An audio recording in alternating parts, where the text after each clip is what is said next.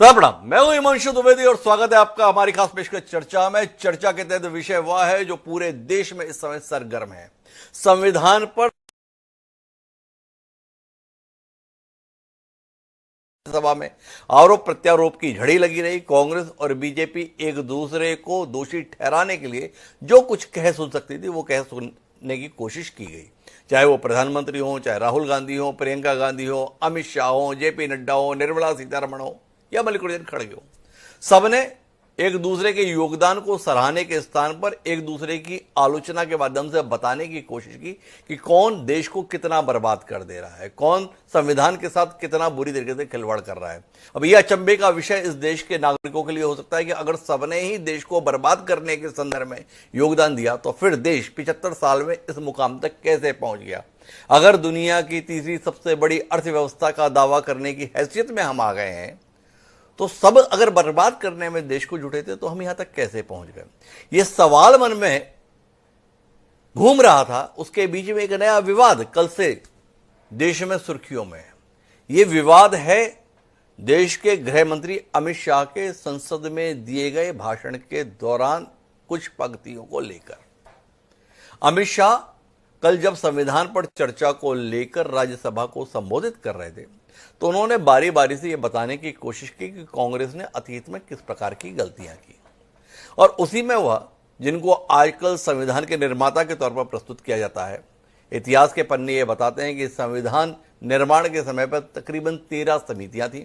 उन 13 समितियों में से एक समिति प्रारूप समिति थी। उस प्रारूप समिति में 7 सदस्य थे। उनमें से एक सदस्य डॉक्टर भीमराव अंबेडकर, वो भीमराव अंबेडकर प्रारूप समिति के अध्यक्ष थे।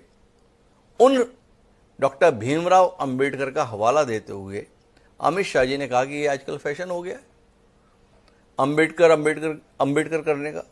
अंबेडकर के साथ जिस प्रकार का खिलवाड़ कांग्रेस ने अतीत में किया उसके संदर्भ में भी उन्होंने कारण गिनाए। पर अमित शाह उस दौरान रो में ये भी बोल गए कि जिस प्रकार से अंबेडकर का नाम लेते हैं उस तरीके से अगर भगवान का नाम लिया होता तो कहीं और ही पहुंच गए होते। अब इसी को लेकर बवाल है। कांग्रेस पार्टी यह आरोप लगा रही है कि अमित शाह के द्वारा डॉक्टर भीमराव अंबेडकर का अपमान किया गया। कांग्रेस बताने की कोशिश कर रही है देश को, उसके तमाम नेता और विशेषकर मल्लिकार्जुन खड़गे, कि इनकी मानसिकता ही दलित विरोधी रही है। ये संविधान को ना मानने वाले लोग हैं। मनुस्मृति इनके लिए आदर्श ग्रंथ है और इसलिए इन्होंने डॉक्टर भीमराव अंबेडकर जी को लेकर इस प्रकार का वक्तव्य दिया है। कल से कांग्रेस हमलावर रही। भारतीय जनता पार्टी के रणनीतिकारों को समझ में आया कि मामला कुछ ना कुछ तूल पकड़ रहा है, इसलिए बचाव में पूरी पार्टी कूद पड़ी और उसका नेतृत्व स्वयं देश के सम्माननीय प्रधानमंत्री नरेंद्र मोदी जी कर रहे हैं। नरेंद्र मोदी जी ने बारी बारी से ट्वीट करके बताने की चेष्टा की कि डॉक्टर भीमराव अंबेडकर के संदर्भ में हमारे विचार क्या है, कांग्रेस ने अतीत में क्या किया है। पर इतने के बाद भी जब लगा कि मामला गरमाया हुआ है तो अमित शाह एक साहसी योद्धा के तौर पर खुद सामने आ गए। 5:30 बजे भाजपा मुख्यालय में पत्रकार वार्ता के माध्यम से अमित शाह ने अपने वक्तव्य को लेकर जी खोलकर बात की। अमित शाह अपने बयान के संदर्भ में कहते हैं कि उसको संपादित तरीके से कांग्रेस प्रस्तुत कर रही है और तोड़ मरोड़ कर उनकी बातों को प्रस्तुत करके एक गलत वातावरण बनाने की कोशिश की जा रही है। पर साथ ही साथ अमित शाह इस मौके पर यह बताने से नहीं चूके कि स्वयं कांग्रेस पार्टी ने डॉक्टर भीमराव अंबेडकर के जिंदा रहते क्या व्यवहार किया था और उनके इस दुनिया से चले जाने के बाद भी डॉक्टर अंबेडकर को लेकर कांग्रेसियों का नजरिया लंबे समय तक क्या रहा। वो ये बताने से नहीं चूके कि डॉक्टर भीमराव अंबेडकर को तो इन्होंने भारत रत्न के लायक भी नहीं समझा। भारत रत्न का सम्मान डॉक्टर भीमराव अंबेडकर को तब मिला जब 1990 में गैर कांग्रेसी सरकार अस्तित्व में आई और उस सरकार को समर्थन भारतीय जनता पार्टी का था। कुल मिलाकर अमित शाह यह बताने की कोशिश में रहे कि डॉक्टर भीमराव अंबेडकर के सम्मान को लेकर जिस प्रकार का बवाल कांग्रेस मचा रही है वो दरअसल मगरमच्छी आंसू है। आज हम इसी पर बात करेंगे कि क्या वाकई डॉक्टर भीमराव अंबेडकर के सम्मान को लेकर यह संघर्ष है या सियासत में अपनी लाइन बड़ी करने के लिए डॉक्टर अंबेडकर के नाम पर खेला जा रहा है। जब डॉक्टर अंबेडकर थे तब इन राजनीतिक दलों की भूमिका क्या थी। डॉक्टर अंबेडकर के जो विचार है, उन विचारों को लेकर इन राजनीतिक दलों का नजरिया क्या रहा, और डॉक्टर भीमराव अंबेडकर अगर सफलता के इस शिखर पर थे तो क्या कारण रहा कि डॉक्टर अंबेडकर लगातार लोकसभा में पहुंचने की अपनी कोशिशों को सफल नहीं कर पाए। सवाल गंभीर है, विषय गंभीर है। कोशिश करेंगे कि इसके माध्यम से इतिहास के पन्नों को हम सही तरीके से पलटे भी, पढ़े भी और समझने की कोशिश भी करें। हमारी इस कोशिश को मददगार के रूप में निभाने के लिए भूमिका चार खास मेहमान जुड़ रहे हैं, उनसे आपका परिचय कराएं। उससे पहले लेकिन समय है आज के विचार सूत्र का। हमारा आज का विचार सूत्र महान दार्शनिक अरस्तू का दिया हुआ है। अरस्तू ने कहा था, खुद की गलतियों से सीखो, दूसरों की गलतियों से बचो। पर आज दौर दूसरा है। लोग खुद की गलतियों पर पर्दा डालने के लिए तत्पर हैं और दूसरों की गलतियों को उघार कर अपने आप को सफल दिखाने की कोशिश में। इस बात को ध्यान में रखते हुए हम आगे बढ़ते हैं। हमारे साथ इस चर्चा का हिस्सा बनने के लिए चार खास मेहमान जुड़ चुके हैं। हमारे साथ प्रताप भानु शर्मा जी हैं, कांग्रेस पार्टी के विचारवान नेता हैं, पूर्व सांसद हैं, वो हमारे साथ हैं। हमारे साथ डॉक्टर अवधेश उपाध्याय जी जुड़ रहे हैं, प्रवक्ता हैं भारतीय जनता पार्टी के। हमारे साथ राजनीतिक विश्लेषक के तौर पर संदीप चौधरी जी हैं और साथ ही वरिष्ठ अधिवक्ता कमलेश जैन जी भी हमारे साथ इस चर्चा का हिस्सा बनने के लिए मौजूद हैं। कोशिश करेंगे कि अगर अंबेडकर का कोई अनुयायी भी हमारे साथ इस चर्चा का हिस्सा बन पाए तो हम उनके विचारों को भी जानने समझने की कोशिश करेंगे। चर्चा की शुरुआत प्रताप भानु शर्मा जी से करेंगे, लेकिन उससे पहले 3 बयानों पर दृष्टि डालेंगे जो इस कार्यक्रम को बढ़ाने में हमारे लिए मददगार है। एक बार देखिए ये 3 बयान। अभी एक फैशन होगा, अभी एक फैशन होगा है अंबेडकर अंबेडकर अंबेडकर अंबेडकर अंबेडकर अंबेडकर। इतना नाम अगर भगवान का लेते तो 7 जन्मों तक स्वर्ग मिल जाता। 100 बार भगवान का नाम अगर लेते तो आप 7 बार स्वर्ग में जाते थे। यानी बाबा साहब अंबेडकर का नाम लेना ये गुनाह है और उनकी बनाई हुई संविधान को विरोध करना उनकी मंशा थी। यानी वो क्या बहुत बड़े आदमी थे। आप भगवान का नाम लेने का काम नहीं कर रहे, अंबेडकर अंबेडकर बोल रहे, ये ऐसा उन्होंने बात किया। राज्यसभा में मेरे बयान को तोड़ मरोड़ कर पेश किया गया।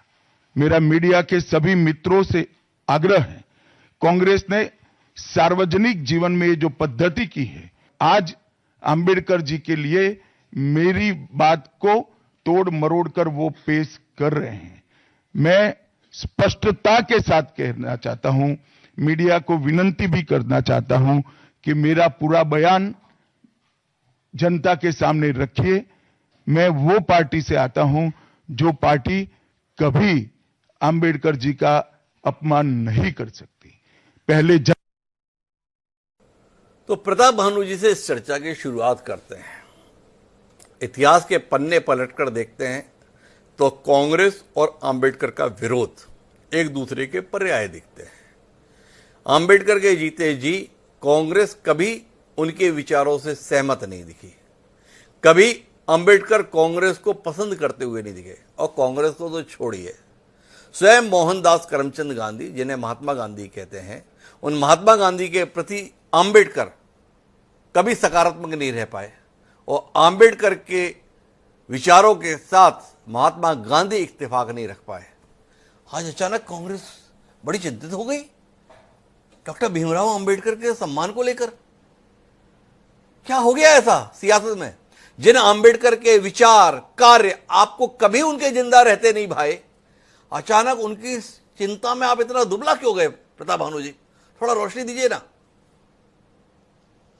डॉक्टर हिमांशु जी, ये आप अच्छी तरह से जानते हैं कि डॉक्टर अंबेडकर जी को संविधान सभा का अध्यक्ष कांग्रेस के लोगों ने सर्वसम्मति से नियुक्त किया था। ठीक है, बहुत सारी और 10-11 कमेटियां बनी थी, परंतु अंतिम स्वरूप उन्होंने ही शीर्ष नेताओं से चर्चा करके विचार विमर्श करके संविधान को, भारत के संविधान को बनाया। और हमेशा भारत के संविधान के प्रति और डॉक्टर अंबेडकर साहब के प्रति कांग्रेस ने हमेशा सम्मान दिया है। उनके आदर्शों को संविधान में समायोजित किया। और पंडित जवाहरलाल नेहरू वो प्रधानमंत्री थे कि डॉक्टर भीमराव अंबेडकर जी को अपनी कैबिनेट में, जबकि वो कांग्रेस के उस समय निर्वाचित होकर भी नहीं आए थे, एक कैबिनेट मंत्री के रूप में उन्होंने शामिल किया था। ये बहुत ही एक ऐसा उदाहरण है कि ऐसा ये आज के जमाने के ये भारतीय जनता पार्टी के नेता और उनके कैबिनेट तो ऐसा कर ही नहीं सकती है। मैं रोकता हूं प्रताप भानु जी, क्या है, हमें इतिहास थोड़ा ठीक तरीके से पढ़ना भी चाहिए और बताना भी चाहिए। कोई निर्वाचित सरकार में डॉक्टर भीमराव अंबेडकर को प्रधानमंत्री रहे पंडित जवाहरलाल नेहरू ने शामिल नहीं किया था। एक अंतरिम सरकार बनी थी, वो कोई कांग्रेस की सरकार नहीं थी। सत्ता हस्तांतरण के दौर में पूरे देश में चुने हुए लोगों के साथ एक सरकार बनाई गई थी। उसमें आप भीमराव अंबेडकर की क्या बात करते हो, उसमें तो श्यामा प्रसाद मुखर्जी भी शामिल थे। पर उस सरकार में रहते हुए डॉक्टर भीमराव अंबेडकर सहज नहीं रहे और निर्वाचन की प्रक्रिया से पहले ही 4 साल 1 माह 26 दिन बिताने के बाद डॉक्टर भीमराव अंबेडकर ने कानून मंत्री के पद से इस्तीफा दिया। इस्तीफा दिया महत्वपूर्ण नहीं, उन्होंने तमाम आरोप इस प्रकार के लगाए कि मुझे केवल औपचारिक रूप से मंत्रिमंडल में रखा गया, मेरी क्षमताओं का इस्तेमाल नहीं किया गया, मुझे उचित दायित्व नहीं दिया गया। ये शिकायतें डॉक्टर भीमराव अंबेडकर को रही। दूसरा जो सवाल है, इतने परेशान क्यों हैं आप आज? भाई भीमराव अंबेडकर चुनाव लड़ रहे थे बम्बई से, आपने उनके खिलाफ प्रत्याशी उतारा, आपके प्रत्याशी को कहीं ज्यादा जन समर्थन मिला। भीमराव अंबेडकर जी को आज इतना भी महान बताया जा रहा हो, पर उस समय जनता के स्तर पर वह अपने लिए जनमत नहीं जुटा पाए। उसके बाद 2 साल बाद उन्होंने फिर से कोशिश की लोकसभा में आने की उपचुनाव के माध्यम से भंडारा से, तो वहां पर तो वो तीसरे नंबर पर चले गए। अब आपसे सवाल इस बात को लेकर है कि जिनके रहते हुए विचारों से आपको इत्तेफाक नहीं रहा, अचानक आप उनके सम्मान के लिए इतने चिंतित क्यों हो गए? ये 90 के दशक से देश की राजनीति में जो बदलाव आया है, बहुजन समाज पार्टी को के साथ जय भीम सर चढ़ के बोला है, उस रो में बह गया। जो आपके नेताओं के खिलाफ शख्स था और जिस शख्स के खिलाफ आपके नेताओं के ख्यालात थे, उसकी पैरवी बड़ी जोर से कर रहे हैं खड़गे जी। अपने नेताओं पर भरोसा नहीं रहा कि उनके विचारों से जन समर्थन मिल पाएगा, इसलिए अंबेडकर जी को ढाल बना रहे हैं। ऐसा क्यों कर रहे हैं प्रताप भानु जी? आप अंबेडकर जी को ढाल बिल्कुल नहीं बना रहे हैं। अंबेडकर जी के नाम का दुरुपयोग भारतीय जनता पार्टी और उनके गृह मंत्री अमित शाह कर रहे हैं, और उनके मन की बात जबान पे निकल के आ गई राज्यसभा में जब वो कल बोल रहे थे। जिस तरह से उन्होंने अहंकार में अंबेडकर जी के नाम को तिरस्कृत तरीके से याद किया, और आज वो सफाई देने की आवश्यकता पड़ गई और कह रहे उनके स्टेटमेंट को तोड़ मरोड़ के प्रस्तुत कर दिया। बल्कि यदि ये देखा जाए कि उन्होंने अंबेडकर जी के नाम को या जिस परिप्रेक्ष्य में उनके नाम का उल्लेख किया, उसी को तोड़ मरोड़ के प्रस्तुत कर दिया। ये इतनी सफाई देने की जरूरत क्यों पड़ रही है? उनका कथन साफ है किस तरह से वो अंबेडकर जी के शब्दों का हास्यास्पद तरीके से प्रयोग कर रहे हैं, क्या शिक्षा देना चाह रहे हैं सांसदों को, राज्यसभा के वरिष्ठ लोगों को। उनको इस बात के लिए तो माफी मांगना ही चाहिए। अच्छा प्रताप भानु, तो आप बताओ, आप कितना माफी मांगने के लिए तैयार हो? आप इस बात के लिए माफी मांगने के लिए तैयार हो कि हमारे पूर्वज गलती की है, जो ऐसे महान मनीषी के खिलाफ अपना प्रत्याशी मैदान में उतार दिए? अंबेडकर जी चाहते थे कि उनको लोकसभा में जाने का मौका मिले, आप लोगों ने नहीं मिलने दिया। इसके संदर्भ में आप कितने शर्मिंदा आज हैं? उन्हें कानून मंत्री के पद से इस्तीफा देना पड़ा। क्या आप इस बात को लेकर शर्मसार है कि पंडित जवाहरलाल नेहरू ने ठीक व्यवहार नहीं किया था, इसलिए इतने महान दृष्टा को पद छोड़ना पड़ा? क्या आप इस बात के लिए भी शर्मसार हैं कि आपने 55 साल देश पर शासन किया और पहले के 40 साल के शासन के दौरान आपको डॉक्टर भीमराव अंबेडकर की शख्सियत में भारत रत्न लायक कुछ नहीं लगा? इसके लिए भी आप शर्मसार हैं। थोड़ा बताइए ना प्रताप भानु जी, आज आप अमित शाह के संदर्भ में शर्म की बात कह रहे हैं, आप खुद कितने शर्मिंदा हैं, कितने लज्जित हैं?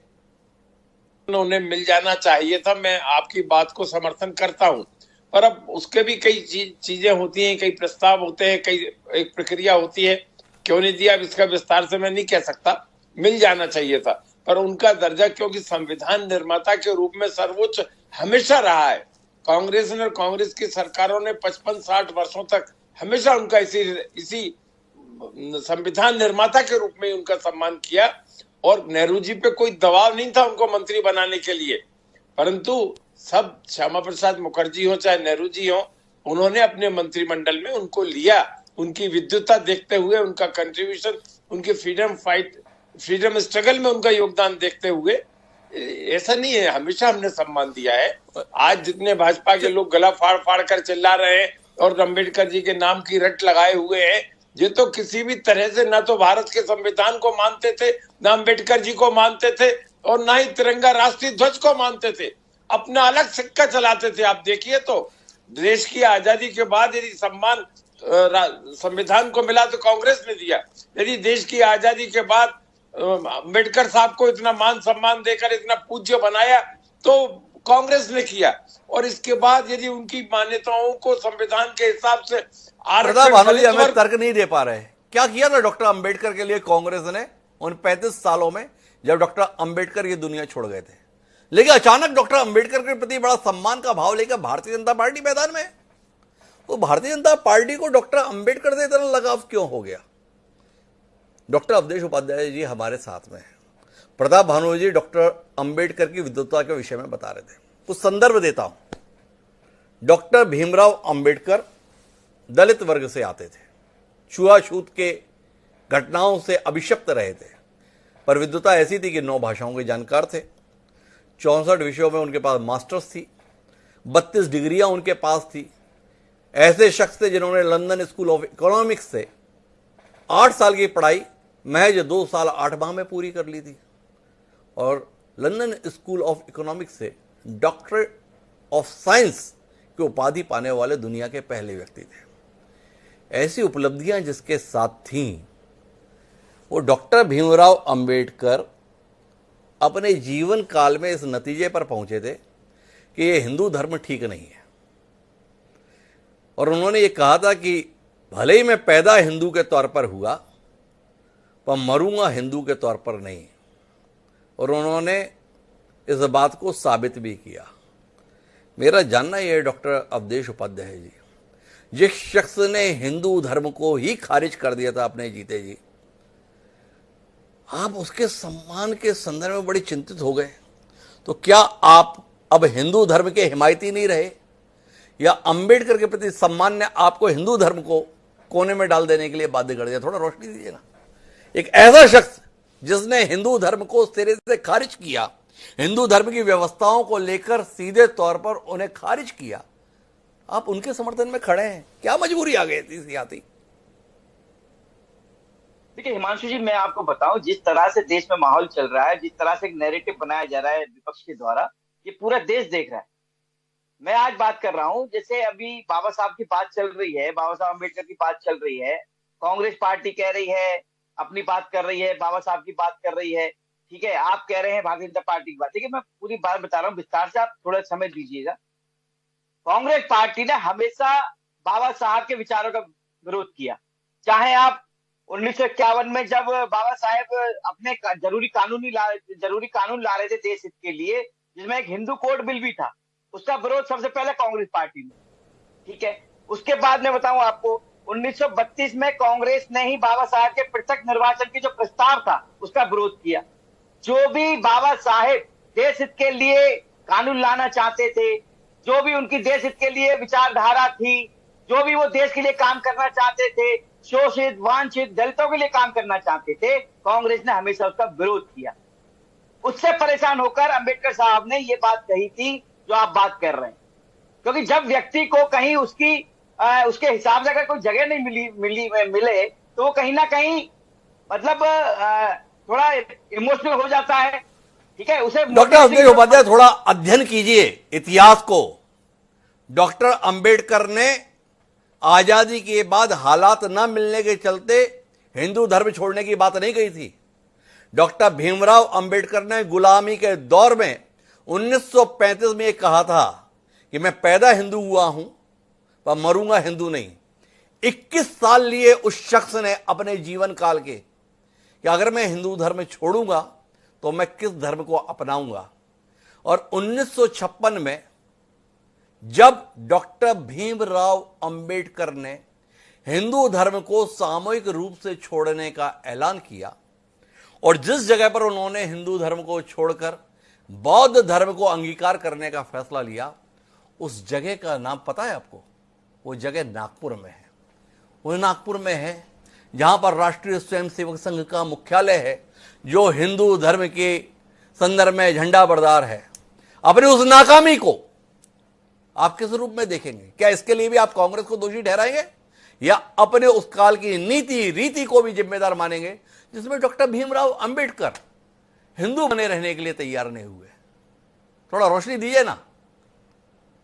मैं बात कर रहा हूं पूरी, मैंने कहा ना थोड़ा समय दीजिए।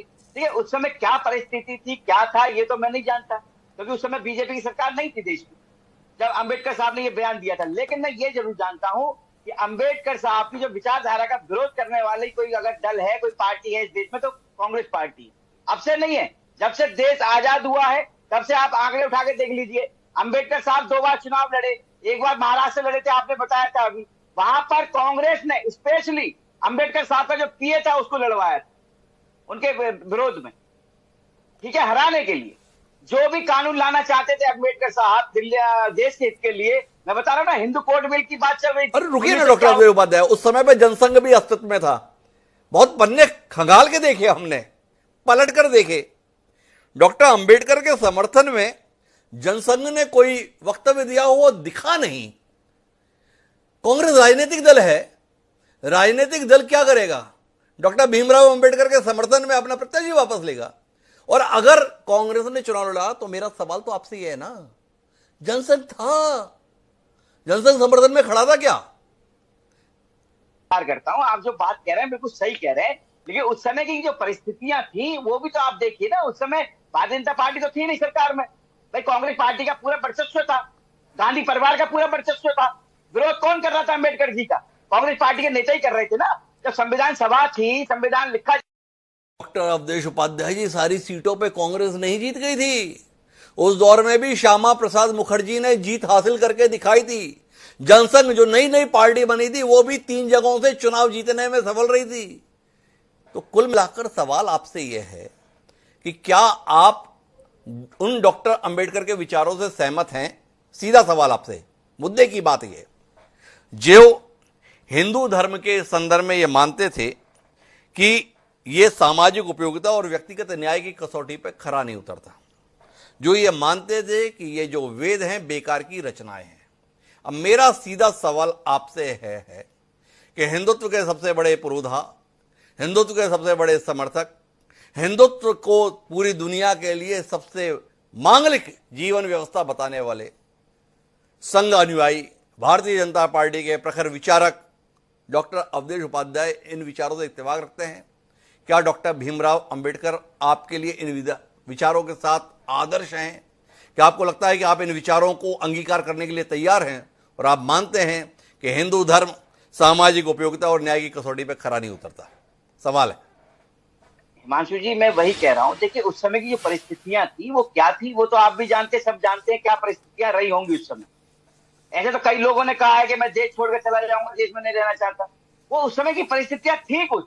उस समय जो सरकारें थी वो केवल अपने परिवारवाद को बढ़ाने का काम कर रही थी, अपनी जेब भरने का काम कर रही थी, अपनी सत्ता की रोटियां सेक रही थी।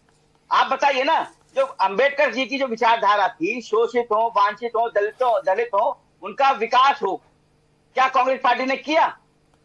तो अंबेडकर चाहते थे दलितों के लिए पृथक निर्वाचन व्यवस्था। मोहनदास करमचंद गांधी अर्थात महात्मा गांधी ने इसका खुलकर विरोध ही नहीं किया था। उनके इस विचार के क्रियान्वयन को रोकने के लिए मरण व्रत रखा था। और आखिर में जिसे पूना एक्ट के रूप में जाना जाता है, डॉक्टर अंबेडकर ने उस विचार को वापस लिया था। मैं आपसे जानना चाहता हूं सम्माननीय डॉक्टर अवधेश उपाध्याय जी, क्या अब तो आपकी हुकूमत है, संविधान संशोधन अभी आप वन नेशन वन इलेक्शन में लेकर आए हैं, डॉक्टर अंबेडकर के प्रति आपकी अगाध श्रद्धा है, उनके विचारों के प्रति आपका बड़ा सम्मान है, उनकी नीतियों के आप अपने आप को बहुत बड़ा समर्थक बता रहे हैं, क्या आप दलितों के लिए पृथक निर्वाचन व्यवस्था देने के लिए तैयार हैं? कांग्रेस तो कलुषित राजनीति करती है। इन्होंने तो अंबेडकर के विचारों का जीते जी भी विरोध किया, जाने के बाद भी विरोध किया। आप क्या करने जा रहे हैं? आप तो समर्थन में खड़े हैं ना, इन विचारों को क्रियान्वित करेंगे? मैं बता रहा हूँ हिमांशु जी, भारतीय जनता पार्टी की विचारधारा है कि अंत्योदय जो है, अंतिम व्यक्ति, अंतिम पंक्ति में जो बैठा हुआ व्यक्ति, अरे अभी उसका दीनदयाल जी की बात नहीं हो रही, अंबेडकर जी की बात हो रही है। नहीं नहीं, मैं बता रहा हूँ जो अंतिम पंक्ति में कौन बैठा हुआ है, अंतिम पंक्ति में जो बैठा हुआ व्यक्ति है वो कौन है? वो शोषित है, वांछित है, दलित है, ओबीसी है। उसका विकास किसने किया? अरे कैसी बातें कर रहे हैं? जितनी किताबें पढ़ लीजिए, जितनी कहानियां पढ़ लीजिए, गांव में गरीब ब्राह्मण ही रहता था, उदय तो उसका चाहिए। आपने कोई कहानी पढ़ी कि गांव में एक संपन्न ब्राह्मण रहता था? हमेशा ये पढ़े एक गरीब ब्राह्मण और ब्राह्मणी रहती थी, तो उदय तो उसका होने की भी जरूरत है। मेरा सवाल आपसे बहुत स्पष्ट है, मदद चाहता हूं आपकी। अंबेडकर जी दलितों के संदर्भ में पृथक निर्वाचन की व्यवस्था के हिमायती थे। क्या आप उस व्यवस्था को लागू करने के लिए प्रतिबद्ध हैं डॉक्टर अवधेश जी? देखिए, मैं बता रहा हूँ जो संवैधानिक तरीके से जो चर्चा चल रही है आज की, संविधान की जो धज्जियां उड़ाने में लगे हुए हैं, मैं उनकी बात करने जा रहा हूँ। फिर बार बार जो बात कर रहे हैं अंबेडकर जी की, जो आप बात कह रहे हैं, जो दलितों की पृथक निर्वाचन की बात कर रहे हैं, इसका विरोध भी कांग्रेस पार्टी ने किया था उस समय। मेरे पास में डॉक्टर अवधेश उपाध्याय से उत्तर नहीं आ रहा, लेकिन मेरे साथ में गौतम राणे जी खासतौर पर इस चर्चा को समृद्ध करने के लिए मौजूद हैं, जाने माने अंबेडकरवादी हैं। देश में इस बात को लेकर चर्चा सरगर्म है कि अंबेडकर जी का अपमान वस्तुतः किसने किया? कांग्रेस ने किया, भाजपा ने किया, मोदी जी ने किया, अमित शाह जी ने किया, राहुल जी ने किया, खड़गे जी ने किया। राणे जी थोड़ा आप रोशनी दीजिए ना, अंबेडकर जी का इस देश में सम्मान है या अपमान करने की होड़ लगी है? बहुत धन्यवाद हिमांशु जी। सबसे पहले तो जो विषय आपने चयनित किया था, माफ करिएगा, मुझे लगता है वो विषय से ये चर्चा ही भटक गई है।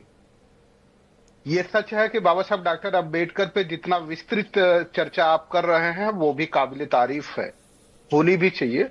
लेकिन आज के परिवेश में जो विषय संदर्भित किया गया था, हमें लगता है कि शायद हम लोग न्याय नहीं कर पा रहे हैं।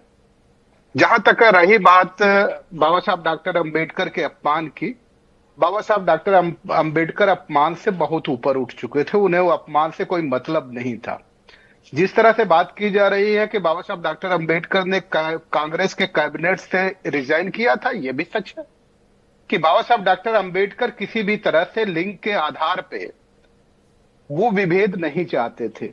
वो चाहते थे कि इस देश में हिंदू कोड बिल लागू हो, और बकायदा उस पर चर्चा चली, लंबी चर्चा चली। और बाबा साहब डॉक्टर अम्बेडकर ने कहा कि अगर हिंदू कोड बिल हमें बनाने के लिए कहा जा रहा है तो इसको पास होना चाहिए।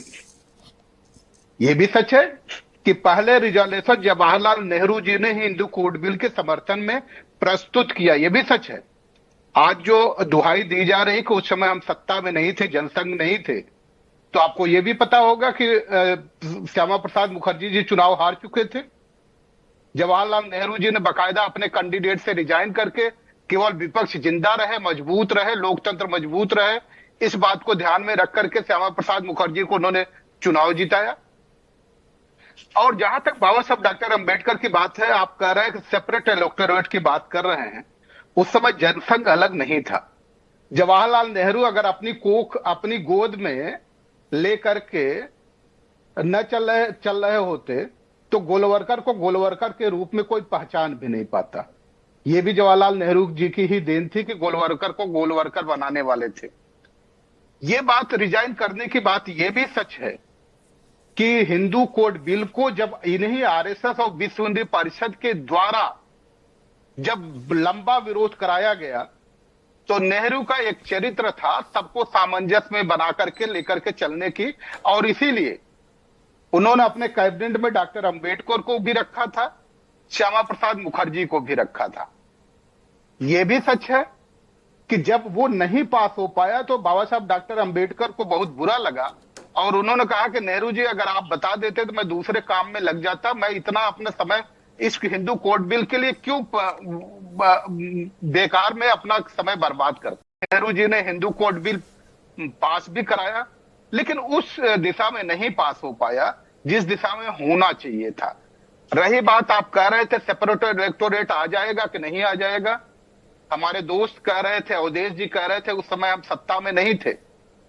अगर आप सत्ता में नहीं थे, लेकिन उस समय कांग्रेस, जितने भी आरएसएस के लोग थे, वो सब कांग्रेस के ही खाद्य पदार्थों पे पल रहे थे, बढ़ रहे थे, मजबूत हो रहे थे। ये सच है कि दूसरा, जहां तक बात है कि बीजी खेर ने हराया, बाबा साहब डॉक्टर अंबेडकर ने 1952 का जब चुनाव लड़ा तो काजोलकर ने उनको चुनाव हराया। लेकिन हम ये नहीं कह सकते जब बाबा साहब डॉक्टर अंबेडकर के पार्टी अलग थी, कांग्रेस पार्टी अलग थी, तो या तो ये कहा जाए कि कांग्रेस को वॉक ओवर देना चाहिए था। अगर कांग्रेस वॉक ओवर देती डॉक्टर अंबेडकर को, तो डॉक्टर अंबेडकर उस बात को खारिज कर देते, क्योंकि ये लोकतंत्र न होता, चुनाव स्वतंत्र और निष्पक्ष न माना जाता। कांग्रेस अपना कैंडिडेट लड़ा रही थी। बाबा साहब डॉक्टर अंबेडकर को यह जरूर वहां लगा कि जिन समाज के लिए हम लड़ रहे हैं, अभी उस समाज में कितनी कमियां रह गई है, वो अपने वोट के महत्व को नहीं समझ पा रहा है। यह भी सच है कि बहुत सारी पॉइंट्स ऐसे थे जिसमें बाबा साहब डॉक्टर अंबेडकर को उन पॉइंट्स के आधार पर झेल पालना कांग्रेस के लिए संभव नहीं था।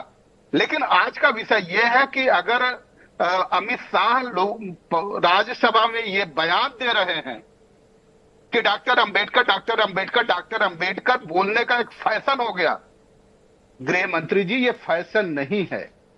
बाबा साहब डॉक्टर अंबेडकर ने इस देश के लिए इतना सब कुछ किया है कि उसे भुलाया नहीं जा सकता। हिमांशु जी, अभी आप कह रहे थे कि आप कहानी जब सुनते हैं तो उस कहानी में यह आता था कि एक ब्राह्मण, गरीब ब्राह्मण गांव में रहता था। इसका मतलब यह होता है कि ब्राह्मण का गरीब होना महापाप है। कभी आपने नहीं सुना होगा कि एक गरीब चमार गांव में रहता था, एक गरीब अहिर गांव में रहता था, कभी नहीं सुना होगा।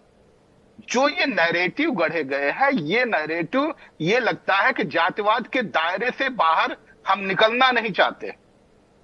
ये फैबियन सोशलिस्ट कहे जाते थे नेहरू जी, और फैबियन सोशलिस्ट होने का उनके ऊपर पूरा का पूरा ये तमगा भी था।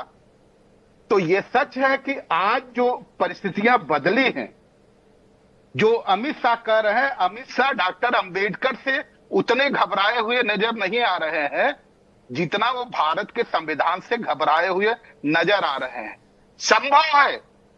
संभव है वो कुछ ऐसा करना चाहते हैं जिस करने के मार्ग में ये जो संविधान है सबसे बड़ा रोड़ा नजर आ रहा है। और ये भी सच उन्होंने कहा कि डॉक्टर अंबेडकर इतना, अगर गुणगान इतना ईश्वर का नाम लेते तो ईश्वर स्वर्ग दे देता। अमित शाह जी, आपको स्वर्ग की जरूरत होगी, और जिस ईश्वर की आप कल्पना करते हैं, मैं उस ईश्वर से आराधना भी करूंगा, जबकि आराधना में विश्वास नहीं करता कि आपको वो ईश्वर बहुत जल्दी ही स्वर्ग दिखाए, स्वर्ग में आपको जगह दे जो आपकी कल्पना है। कैसी बातें कर रहे हो गौतम जी? मैं माफी चाहूंगा गौतम जी, आप एक तार्किक तरीके से बात रख रहे थे। एक व्यक्ति के संदर्भ में इस प्रकार की भाषा की अभिव्यक्ति सार्वजनिक जीवन में मुझे नहीं लगता है कि शोभनीय। आपको विचार करना चाहिए। आप अंबेडकरवादी हैं, कम से कम मानवतावादी तो रहिए। हम क्या बोल रहे हैं, थोड़ा सा विचार कीजिए। देश जी प्लीज, आपको भी इतना संयम दिखाना चाहिए। आपको अगर कोई प्रतिक्रिया व्यक्त करनी थी, प्रतिगामी शब्द आपको लगाने चाहिए थे, तो इस हिमांशु जी की जो डिबेट होती है बड़े ही तार्किक तरीके पे चलती है, अनुशासित चलती है। आपका नंबर आता, आप कह लेते भाई स्वर्ग की डिमांड हम नहीं कर रहे हैं, स्वर्ग की कल्पना लोकसभा में खड़े होकर के हम नहीं कर रहे हैं। और लोकसभा में खड़े होकर के आप संविधान के दायरे के बाहर जाकर के कोई कल्पना करेंगे तो वो मान्य नहीं है, वो उसकी मजम्मत होनी चाहिए। और ऐसी स्थिति में बड़ी ही विनम्रता से हम बात करते हैं। ये बात डॉक्टर अंबेडकर होते तो वो भी यही कह रहे होते, क्योंकि हमें स्वर्ग नहीं चाहिए, हमें फंडामेंटल राइट चाहिए। और जिस बीजेपी की बात की जा रही है कि ये बाबा साहब डॉक्टर अंबेडकर को बड़ा सम्मान देते हैं, बाबा साहब डॉक्टर अंबेडकर ने शेड्यूल कास्ट के लिए रिजर्वेशन का प्रोविजन किया था, और इसलिए प्रोविजन किया था कि जो अंडर रिप्रेजेंटेशन वाली कम्युनिटी है उसको रिप्रेजेंटेशन मिल सके। और कहीं भी उसमें आर्थिक आधार पे रिजर्वेशन की बात नहीं है। ऐसी स्थिति में अगर इस सरकार ने 16(8) के 16(4) और 15(4) में संशोधन करके AB करके अगर वहां आर्थिक आधार पे रिजर्वेशन की व्यवस्था करती है तो जाहिर सी बात है संविधान का माखौल उड़ाती है, और इस देश में संविधान का माखौल उड़ाने की बात नहीं होनी चाहिए। ऐसी स्थिति में हम ये कह रहे हैं कि आज जो बीजेपी है, मैं उसको भारतीय जनता पार्टी नहीं कह सकता, उसका फुल फॉर्म जो भी होगा, क्योंकि आप देश में देखते होंगे एक पीरियड रहा है कांग्रेस का, जब इंदिरा गांधी का पीरियड आया, उन्होंने जब हर चीजों का नेशनलाइजेशन किया, आज शेड्यूल कास्ट के लोगों का जितना भी रिप्रेजेंटेशन आपको देखने को मिलेगा, वो बोल्ड इंदिरा गांधी जी ने जो उठाया था 69 से लेकर के, उसी की वजह से इतना रिप्रेजेंटेशन मिल रहा है। आज बीजेपी की बात कर रहे हैं, बीजेपी जब रिप्रेजेंटेशन इस शेड्यूल कास्ट को संस्थानों में नहीं देगी तो ऐसी स्थिति में डॉक्टर अंबेडकर का सम्मान किस तरह से हो सकता है, ये समझ में नहीं आ रहा। गौतम जी, 2-3 सवाल हैं। आपने जो बात कही, देश के प्रधानमंत्री नरेंद्र मोदी जी ने कुछ पोस्ट किए हैं जिसमें उन्होंने एक तो ये बताया कि अंबेडकर जी के संदर्भ में कांग्रेस ने क्या पाप किए हैं, और साथ साथ ये बताने की कोशिश की कि अंबेडकर जी के विचारों को हमने किस तरीके से सफलतापूर्वक क्रियान्वित किया है। वो बता रहे हैं कि हमने 25 करोड़ लोगों को गरीबी से निकाला है। वो बता रहे हैं स्वच्छ भारत अभियान, प्रधानमंत्री आवास योजना, जल जीवन मिशन, ये सारे वो कार्यक्रम हैं जो डॉक्टर अंबेडकर इस भारत के लिए सपना देखा करते थे। और जहां तक निजी तौर पर डॉक्टर अंबेडकर के प्रति बात है तो उनका कहना है कि हमारी सरकार है जिसने अंबेडकर के जीवन से जुड़े हुए 5 स्थानों को चिन्हित करके पंच तीर्थ बनाने का फैसला लिया है। क्या कहना है आपका? हिमांशु जी, हम इस बात से सहमत हैं और आपकी बात को हम पूरी तरह से स्वीकार भी करते हैं। इस तरह की कुटिलता मेरे ख्याल से कभी देखने को नहीं मिली होगी। हमारे पत्रकार बंधुओं के पास ये जिम्मेदारी होती थी कि प्रधानमंत्री ने जो दावे किए हैं उस दावे को धरातल पे जाकर के पब्लिक के सामने लाए। मुझे लगता है शायद जिम्मेदारियों से उन्होंने अपने आप को मुक्त कर लिया है या उनकी अपनी कोई मजबूरी होगी। अगर इस जिम्मेदारियों का हमारे पत्रकार साथियों ने निभाया होता, मीडिया ने निभाया होता, तो ये जो प्रधानमंत्री के दावे हैं वो दावे कितने खोखले हैं आज पूरे देश के सामने स्थिति आ जाती। यहां तो अगर आपने 25 करोड़ लोगों को गरीबी रेखा से बाहर निकाला है तो 80 करोड़ लोगों को 5 किलो राशन देने की जरूरत क्या थी? मुंह चिढ़ाता है, दोनों दावों को मुंह चिढ़ाता है। या तो 80 करोड़ लोगों को जो 5 किलो राशन देने की आप बात कर रहे हैं, या तो वो नहीं दे रहे हैं, या तो 25 करोड़ लोगों को जो गरीबी रेखा से बाहर आप लाने की बात कर रहे हैं, या तो वो सत्य नहीं है। आवास योजना आज से नहीं शुरू हुई है, और जो आज तमाम स्कीमें वो चल रही है, IRDP की योजना चल रही थी, आप बेहतर जानते हैं। आवास योजना, पहले इंदिरा आवास योजना चली, फिर अंबेडकर आवास योजना चली, ये भी आप जानते हैं। इसलिए जब तक निष्पक्ष एक विश्लेषण नहीं होगा तब तक प्रधानमंत्री के दावे कितने खोखले हैं, और हमें नहीं लगता कि एक व्यक्ति जो प्रधानमंत्री की कुर्सी पे बैठे हैं वो कितने खोखले दावे कर सकते हैं। ये मेरे ख्याल से एक भी जागरूक जो the person who is totally acquainted with the fundamental rights enshrined in the constitution cannot believe। तो गौतम राणे जी सिरे से खारिज करते हैं उन दावों को जो प्रधानमंत्री के द्वारा अपने ट्वीट के माध्यम से किए गए हैं। मेरे साथ में कमलेश जैन जी हैं। कमलेश जैन जी से मुझे जानने के लिए केवल एक सवाल है। संविधान निर्माता डॉक्टर भीमराव अंबेडकर, उस संविधान में तकरीबन 128-129 संशोधन प्रस्ताव, दोनों पक्ष ये बताने की कोशिश कर रहे हैं कि संविधान में ये संशोधन मूल भावना के खिलाफ करने की कोशिश की, अपने सत्ता को बनाए रखने के लिए किए गए। एक पक्ष बताता है हमने देश हित में किए, दूसरा कहता है हमने देश हित में किए। बतौर विधि विशेषज्ञ आपका नजरिया कमलेश जी, किसने डॉक्टर भीमराव अंबेडकर की भावनाओं को ध्यान में रखते हुए संविधान में संशोधन करने चाहे? मेरा यहाँ पर यह कहना है कि एक तो जो प्रवक्ता हैं कांग्रेस के, तीनों जो बोल रहे हैं आजकल, उनमें हिंदी भाषा की जानकारी कम है, इसलिए बातों को थोड़ा मिस इंटरप्रेट भी किया जाता है। जैसे कि अमित जी ने जो कहा, अमित शाह जी ने, कि जितनी बार नाम लिया अम्बेडकर जी का, उतनी बार यदि कोई नाम लेता भगवान का तो वो उतर जाता। तो उसको मिस इंटरप्रेट किया गया है इस तरह से। उनके कहने का तात्पर्य ये था कि जितनी अम्बेडकर जी की महिमा ये लोग गा रहे हैं, उतना यदि उनके आदर्शों के अनुरूप संविधान में काम किया होता तो आज ये देश पूरा आदर्श देश हो सकता था। उनके कहने का मतलब ये था। तो इसको मेरे हिसाब से मिस इंटरप्रेट किया गया है। दूसरा, मैं एक एडवोकेट की तरह, मैं एक कॉमन मैन की तरह यदि देखूं, बहुत सारे संशोधन जो किए गए, बहुत सारी चीजें की गई, वो स्वहित में, स्व पार्टी के हित में वो ज्यादा की गई थी। बिल्कुल निष्पक्ष होकर मैं कहती हूँ, मैं किसी पार्टी की नहीं हूँ। मुझे तो यही नजर आता है। जैसे इमरजेंसी के पीरियड में 1975 में, जैसे और भी कई जगह इन्होंने मिस इंटरप्रेट किया, चाहे उसको बदला।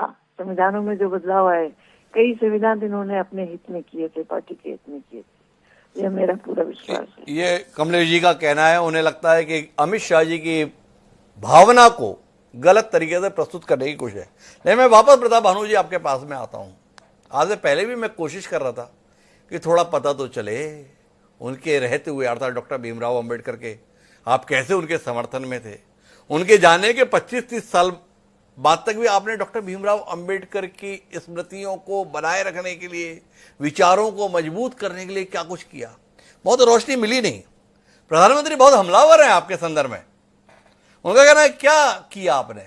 आप तो संसद भवन के सेंट्रल हॉल में डॉक्टर भीमराव अंबेडकर का चित्र तक लगा देने के लिए तैयार नहीं हुए। ये आपके मन में सम्मान रहा और डॉक्टर भीमराव अंबेडकर के प्रति स्थान रहा। क्या कहते हैं प्रताप भानु जी? पहले तो आपने मान ही लिया भारत रत्न में गलती हो गई, अब हो गई तो हो गई, और चित्र का स्थान, इस पे भी कुछ बताइए। गलती तो नहीं, एक चूक कहा जा सकता है, और ऐसा हुआ है। हम तो खुद कहते हैं उन्हें मिल जाना चाहिए था। सच बात कहने में कांग्रेस में खुले विचार विमर्श में कहीं कोई हम लोग कोताही नहीं रखते।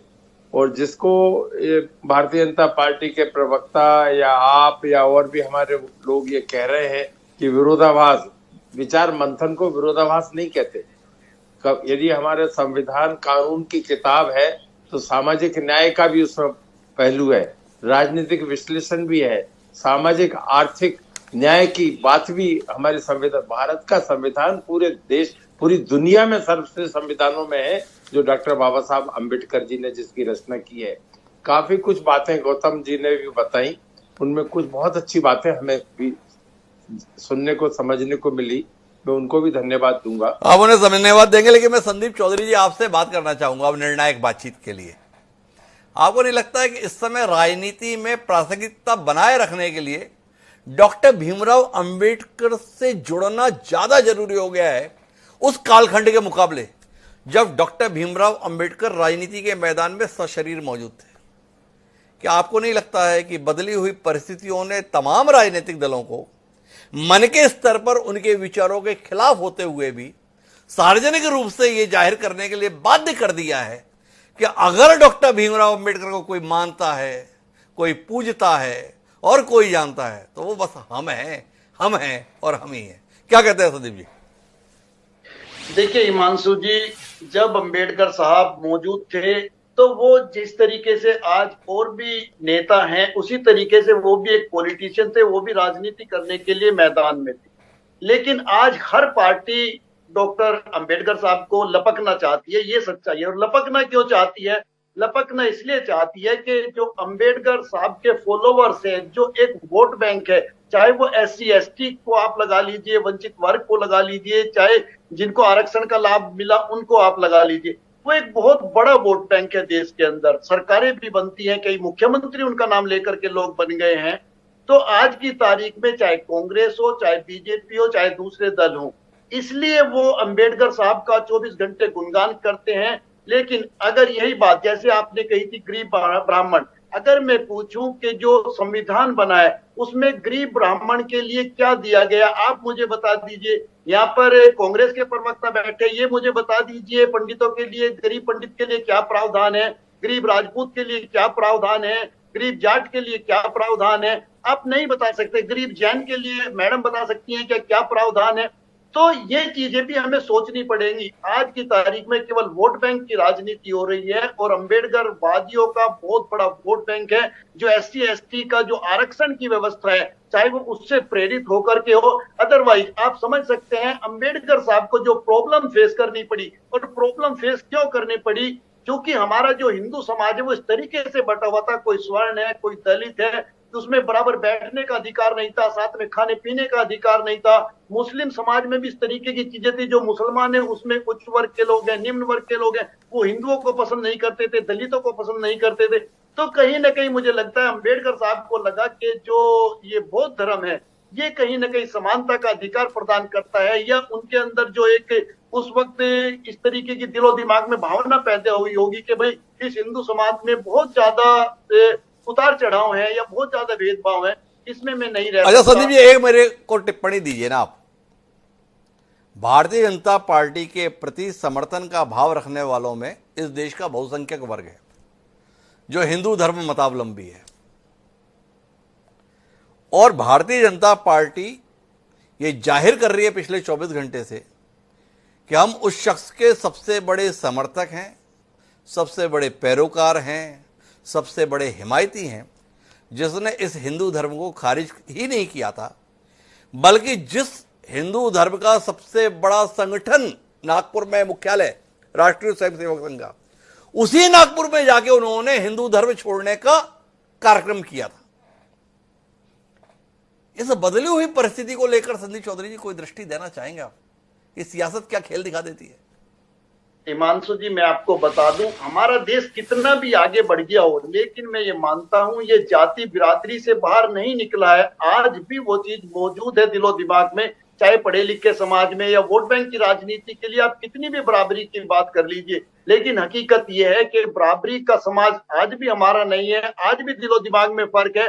आप गांव में जाएंगे, शहर में, गलियों में जाएंगे तो इस तरीके की बातें आपको मिल जाएंगी। अगर 4 लोग बात कर रहे होंगे कि भाई ये जाट आ गया, ये राजपूत आ गया, अभी चुप हो जाओ, वे उसी हिसाब से बात करने लगते हैं मौका देख करके। इसी तरीके से दलित वर्ग से कोई आता है तो कि भाई इसके सामने क्या बोलना है। आज के तारीख में बहुत ही सिलेक्टिव चीज चल रही है, बराबरी की चीज नहीं है। दिलों में फर्क है, दिमाग में फर्क है, जब तक सब में फर्क है। लेकिन मुझे इस कार्यक्रम को निर्णायक बिंदु पर ले जाना है, इसलिए मुझे गौतम राणे जी से एक बार और बात करनी है। गौतम राणे जी, एक बड़ी अनुकूल स्थिति बनी है। देखिए, देश के 2 सबसे बड़े राजनीतिक दल इस प्रतिस्पर्धा में हैं कि कौन डॉक्टर भीमराव अंबेडकर जी का ज्यादा बड़ा हिमायती है, मानने वाला है, श्रद्धा रखने वाला है, पैरोकारी करने वाला है।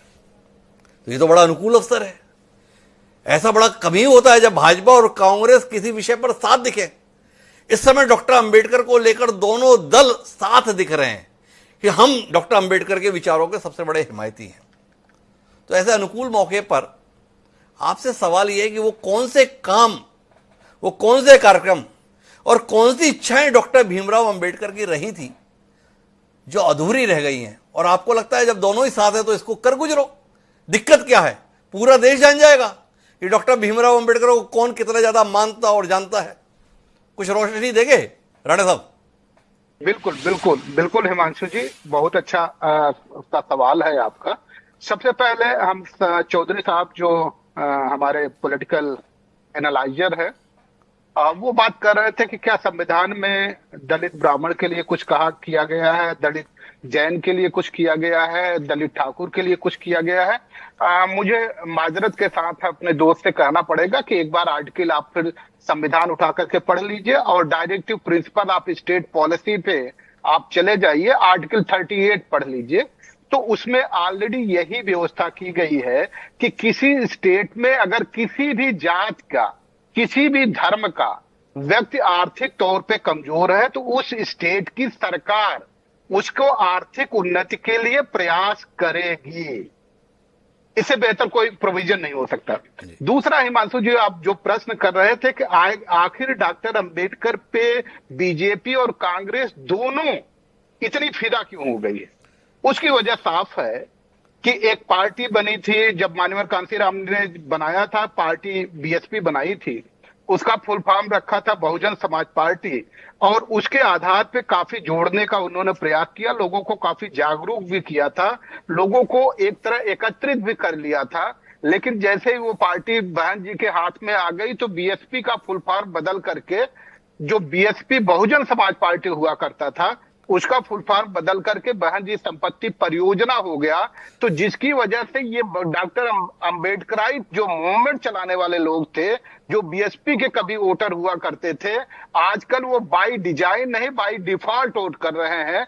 उत्तर प्रदेश में आप देखेंगे तो 2022 में उन्होंने समाजवादी पार्टी के पक्ष में बाय डिफॉल्ट वोट किया था, 2024 में कांग्रेस के पक्ष में बाय डिफॉल्ट वोट किया है। तो ये बाय डिफॉल्ट जो वोट कर रहे हैं, तो दोनों लोगों की चाहत ये है कि वो जो बाय डिफॉल्ट वोट कर रहे हैं, बाय डिजाइन वोट करने लगे, इसलिए वो दो के दोनों इसमें धींगा मुश्ती में लगे हैं कि किसके पक्ष में ये जो वोटर्स है वो आ जाए। और ये भी सच है कि डॉक्टर अंबेडकर की विचारधारा को आगे बढ़ाने के लिए न तो ईमानदार कांग्रेस है, और बीजेपी तो खैर हो ही नहीं सकती, कतई हो ही नहीं सकती। तो ऐसी स्थिति में जो दोनों की धींगा मुश्ती है वो सिर्फ इसलिए है, और संभवतः एक चुनाव तक चलेगा। एक चुनाव के बाद जो कांशीराम साहब की रूपरेखा थी, मेरे ख्याल से फिर से रूप ले लेगी, तो शायद फिर दो के दोनों लोग डॉक्टर अंबेडकर के खिलाफ ही हो जाएंगे। आज जितना प्यार उमड़ रहा है, शायद फिर वो प्यार उमड़ता नजर तो गौतम राणे जी ने अपने अंतिम उद्बोधन में सियासी सच्चाई को सामने रखने की कोशिश की। सच यही है कि डॉक्टर भीमराव अंबेडकर 90 के दशक में इस देश की राजनीति में बेहद प्रासंगिक तब हो गए जब बहुजन समाज पार्टी नाम का एक नया राजनीतिक दल सक्रिय रूप से मैदान में आ गया।